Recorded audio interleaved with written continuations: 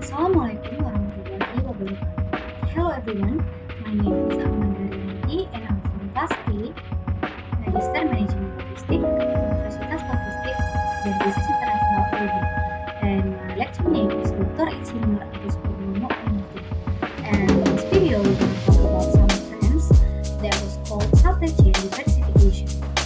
So, supply chain diversification is refers to the reconfiguration of the supply chain to broaden the supplier ecosystem and expand manufacturing and distribution networks with the aim of increasing resilience, agility, responsiveness, and competitiveness. This trend encompasses related concepts like multi-sourcing, which is partnering with multiple competing suppliers, and also multi-shoring, which is selecting providers in more different countries or regions. For the example, Taiwan Semiconductor Manufacturing, the world's leading silicon wafer foundry, announced plans to build a $12 billion USD plant in Arizona to serve its customer in the US, while Mazda has shifted production of some auto components from China to Mexico. And to reach that diversification, we can do some strategy or steps that relevant to the future of logistics. The first one is multiple suppliers, which is using multi-sourcing, which is popular with the solution for supply chain leaders, as it typically involves minimal adjustment to the supply chain with newly added suppliers tending to serve the same hub networks as the existing suppliers. Although requiring more calculation and planning, supplier multi-shoring can increase the resilience benefit while broadening the geographic pool of suppliers. Recent political and commercial uncertainty led many business across industry to pursue a China Plus One strategy. And China Plus One strategy is a supply chain strategy that encourages companies to minimize their supply chain dependency on China by diversifying the countries they source parts from, like Mexico, India, or Thailand. So they not depend on China only, but they use other countries also. And in this example, they use Mexico, India, or Thailand. And the next strategy or step we can do technology powered localized manufacturing. So because we frustrated by longer and less reliable delivery time for the customer, many businesses in various industries have moved or considering moving some or all manufacturing locations closer to customer markets. One major enabler of this growing shift is advancement of automated technology in manufacturing. While initial investment may be high, next generation robotic solution in a factory located in more expensive region have pushed down costs per manufacturing unit to a level where that facility can effectively compare with the lower manual labor costs in less expensive region.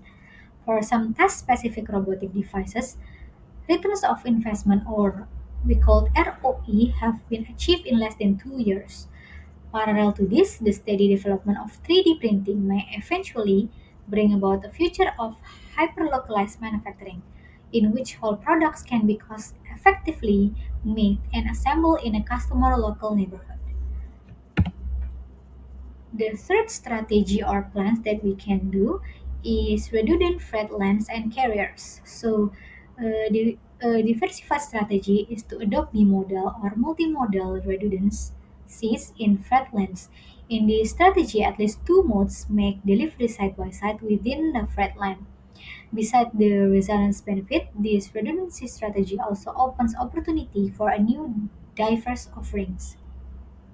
Example, a retailer that has traditionally transport spare part in bulk shipment from India to Netherlands via cargo ship and due to increasing congestion in ocean freight, the retailer recently began sending parallel shipment via freight train to maintain its customer delivery schedule. However, realizing there is a market for emergency spare part, the retailer has also begun to use same-day air delivery to the Netherlands to provide new offering to customers. Running various solutions in parallel can leverage the advantage of them all. And in the future, however, experts see a need for companies to not only become at least bimodal, but also prioritize multimodality, quickly recognizing possibilities and building the ability to solve problems posed by the unexpected events. And for the strategy and plans, there are also challenges. The first one is sourcing and pre-qualifying, as well as onboarding and managing a higher number of suppliers requires time and resources. It also introduces more complexity into the supply chain. The second one is building a new supplier infrastructure in a different country or region requires the acquisition of new organizational knowledge and skills. The third one is changing the manufacturing footprint takes time and requires significant investment.